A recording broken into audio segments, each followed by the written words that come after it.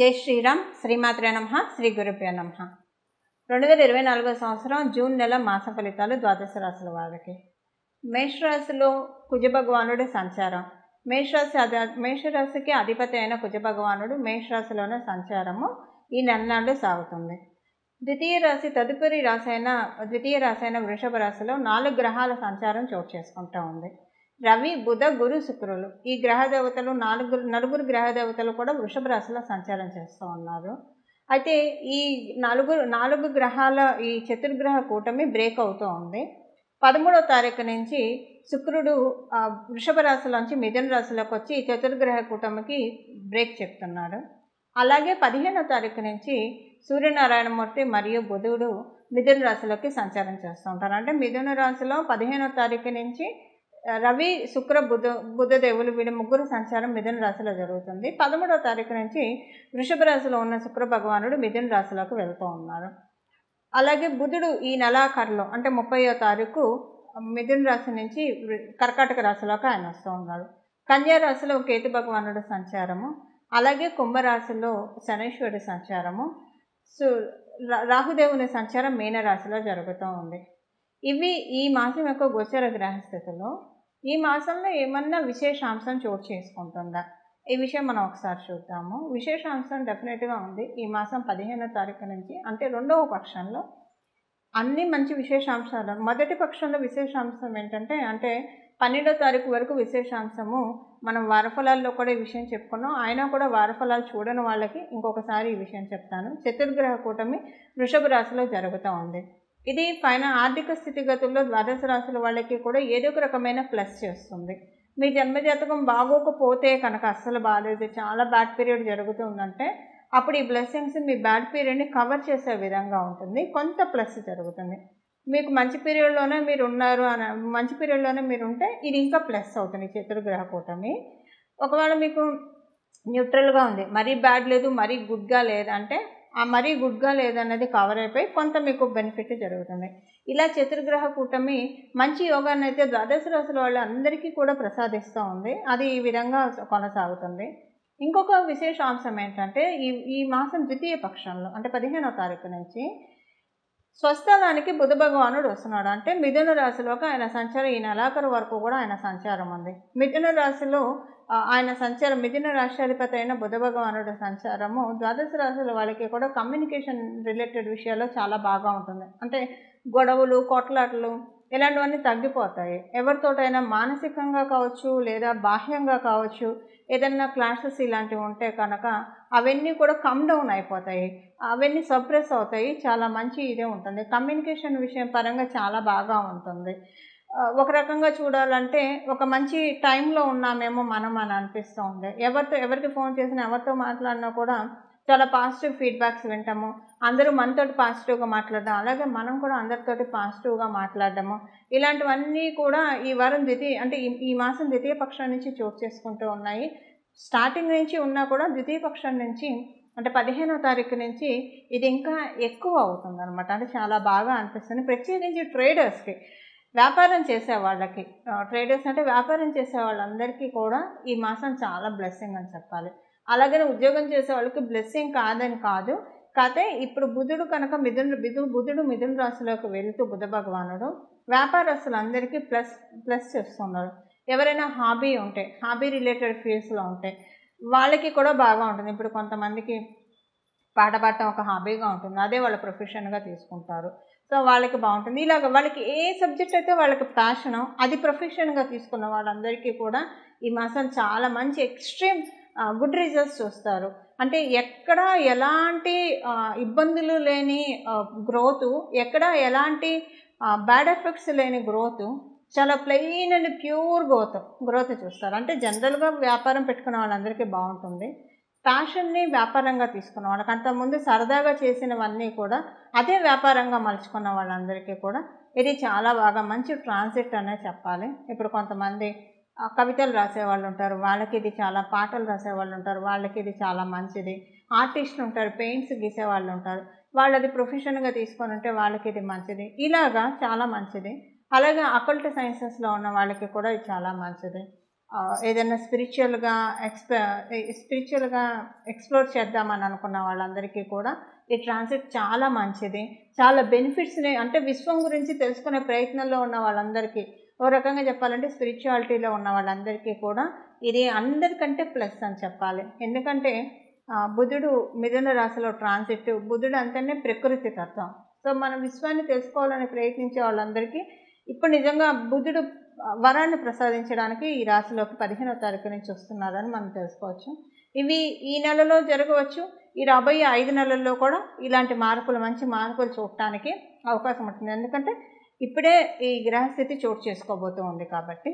So ఇక్కడి నుంచి ప్రారంభం అవుతుంది. అంచెలంచెలుగా మీకు 5 మంత్స్లో కావచ్చు. మీ జన్మజాతకం బాగా ఉంటే ఈ నెలలోనే మీరు చూసేస్తారు మార్పులు.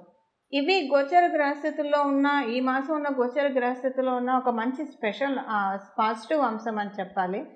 అందులోనూ కుజుడు మేషరాశిలో ఉండడము, కాలపురుషుడు కుండలిలో కుజుడు మేషరాశిలో ఉండడము, ఇది కూడా చాలా మంచిది. అగ్నితత్వానికి, కుజుడు అంటేనే అగ్నితత్వం, కుజదేవుడు. అలాగే మేషరాశి అగ్నితత్వ రాశి. అక్కడ ఉండడం వల్ల ఏంటంటే ఇక్కడ ఒక రకంగా మనం ప్రాక్టికల్గా చూసుకుంటే అందరూ కూడా ఈ పనిని జాగు చేయకుండా ఇవాళ అనుకున్నది ఇవాళే చేస్తారు, ఇప్పుడు అనుకున్నది ఇప్పుడే చేస్తారు. పోస్ట్పోన్ అనేది ఎవరికి ఉండదు, ద్వాదశ రాశుల వాళ్ళకి కూడా. సో మన ఇప్పుడు సగం ఏంటి పోస్ట్పోన్ వల్ల కావచ్చు, లేకపోతే మనకు ఒంట్లో బాగాలేకపోవడం వల్ల కావచ్చు, లేదా అక్కడ మనకి సహకారంగా లేకపోవడం వల్ల కావచ్చు. వీటి వల్ల మనకి పనులు డిలే అవుతూ ఉంటాయి.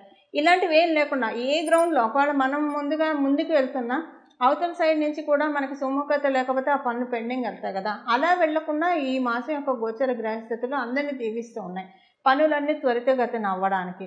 ఒకవేళ మీరేమన్నా పనులు పెండింగ్లో పెట్టుకొని ఉంటే కనుక ఆ పనులన్నీ కూడా మీకు తెలియకుండానే వేగవంతంగా చేస్తారు. ఇవి ఈ మాసం యొక్క గోచర గ్రహస్థితుల ఫలితాలు. ఇప్పుడు ద్వాదశ రాశుల వాళ్ళకి ఎలాంటి ఫలితాలు ఉంటాయి అన్న విషయాన్ని మనం చూద్దాం. సింహరాశిలో పుట్టిన వాళ్ళకి ధనపరంగా చాలా బాగా ఉంది. ఆదాయ వనరులు పెరుగుతాయి. డబ్బులు మీకు అంటే 4 రకాలుగా రూట్ అవుతాయి. 4 రకాలుగా ఎలా రూట్ అవుతాయి అంటే, అనుకోకుండా మీకు అంటే ఫిక్స్డ్ డిపాజిట్ చేసి దాని నుంచి ఇంట్రెస్ట్ కావచ్చు, లేదా ఏదో ఒక రకంగా బోనస్ రూపంలో కావచ్చు, ఇన్సెంటివ్స్ రూపంలో కావచ్చు, లేదా మీరు ఇప్పుడు వ్యాపారస్తులు అయితే మీరు ఆశించిన దానికంటే కూడా ఎక్కువ ప్రాఫిట్స్ రావచ్చు. ఇలాగా ఏదో ఒక రకంగా ఫైనాన్షియల్ బెనిఫిట్ ఈ మాసాల్లో చాలా బాగా ఉంది. స్త్రీ లబ్ధి కూడా చాలా బాగా ఉంది సింహరాశిలో పుట్టిన వాళ్ళందరికీ కూడా. ఇది సింహరాశిలో పుట్టిన వాళ్ళకి వర్తిస్తుంది. అలాగే సింహ లగ్నంలో పుట్టిన వాళ్ళందరికీ వర్తిస్తుంది. ఇప్పుడు స్త్రీ లబ్ధి అంటే ఇంట్లో ఉన్న ఆడవాళ్ళ వల్ల కావచ్చు, బయట ఉన్న ఆడవాళ్ళ వల్ల కావచ్చు, డైరెక్ట్గా ఇండైరెక్ట్గా ఏదో ఒక రకంగా తెలియకుండా అయినా సరే ఇప్పుడు వాళ్ళతోటి మీరు బాగా మాట్లాడడం వల్ల వాళ్ళు హ్యాపీగా ఫీల్ అవ్వడం వల్ల అది మీకు ఒక బ్లెస్సింగ్ రూపంలో, అది ఇంకో రూపంలో, అది బ్లెస్సింగ్ ఇంకొక రూపంలో మీకు డబ్బులు రూట్ అవ్వచ్చు, మీరు అనుకున్న పనులు అవ్వచ్చు. ఇలాగ ఏదో డైరెక్ట్గానే ప్రతిదీ ఉండాలని ఉండదు, ఇండైరెక్ట్గా కూడా కొన్ని యాక్టివేట్ అవుతాయి. అలా ఇండైరెక్ట్గా స్త్రీ యొక్క బెనిఫిట్స్, స్త్రీ లబ్ధి యాక్టివేట్ అయ్యే సమయంలో సింహరాశి వాళ్ళందరూ ఉన్నారు. సింహరాశిలో లగ్నంలో పుట్టిన వాళ్ళకు కూడా ఇది వర్తిస్తుంది. అలాగే లేకపోతే అమ్మవారి ఆశీస్సులు అనుకోవచ్చు. మన స్త్రీ లబ్ధి అంటే, స్త్రీవరం అంటే స్త్రీలందరూ కూడా అమ్మవారి స్వరూపాలు, అమ్మవారి నుంచి వచ్చిన స్వరూపాలే కాబట్టి అమ్మవారి యొక్క ఆశీస్సులు, లక్ష్మీ అమ్మవారు కావచ్చు, త్రిశక్తుల కలయిక అయిన పార్వతి, లలిత అమ్మవారి ఆశీస్సులు ఈ మాసంలో మీకు చాలా బాగా తెలిస్తే మీరు కూడా నోటీస్ చేయగలుగుతారు. అడుగడుగున అమ్మ మీతో ఉన్నట్లు, అమ్మ మిమ్మల్ని నడిపిస్తున్నట్లు, ఇలా అడుగడుగునా కూడా మీరు తెలుసుకోగలుగుతూ ఉంటారు. ఈ పాయింట్స్ అన్నీ కూడా మంచి నేమ్ అండ్ ఫేమ్ వచ్చే సమయం మీకు ఇది. అందరూ మీ గురించి చాలా బాగా మాట్లాడుకుంటారు, మంచిగా తెలుస్తారు మీ అందరి గురించి, సింహరాశిలో పుట్టిన వాళ్ళందరి గురించి. దానికి చాలా అనుకూలంగా ఉంది. పూర్వపుణ్యము యాక్టివేట్ అయ్యే సమయం ఇది అని చెప్పాలి. సింహరాశిలో పుట్టిన వాళ్ళందరికీ కూడా పూర్వజన్మలో చేసుకున్న పుణ్యం కావచ్చు, ఈ జన్మలో కూడా మీరు చేసుకున్న పుణ్యం అంటే ఎప్పుడో మీ చిన్నప్పటి నుంచి ఇప్పటి వరకు మీరు చేసిన పుణ్యకార్యాలు ఏవైతే ఉన్నాయో, ధర్మకార్యాలు ఏవైతే ఉన్నాయో, వాటన్నిటి తాలూకు ఫ్రూట్స్ మీరు అనుభవించడానికి ఈ మాసం నుంచి డెస్టినీ మీకు తెరలేపుతుంది. కర్టన్ రైజర్ అని చెప్పచ్చు. మీ జన్మజాతకము అనుకూలంగా లేకపోతే కనుక అప్పుడు కూడా పూర్వపుణ్యం యాక్టివేట్ అవ్వడం వల్ల ప్రతికూలంగా ఉన్నదాన్ని సరిచేస్తుంది. అనుకూలంగా ఆల్రెడీ మీకు ఉంటే కనుక ఇది ఇంకా ప్లస్, చాలా మంచి ప్లస్ అని చెప్పాలి. మీకు అలాగే 2 స్థానాల్లో పూర్వపుణ్యం యాక్టివేట్ అవుతుంది. మీకు పంచమ స్థానం చాలా బలంగా ఉంది, నవమ స్థానం కూడా చాలా బాగా ఉంది. మొదటి పూర్వ పుణ్యస్థానం పంచమం, రెండవ పూర్వ పుణ్యస్థానం నవమం.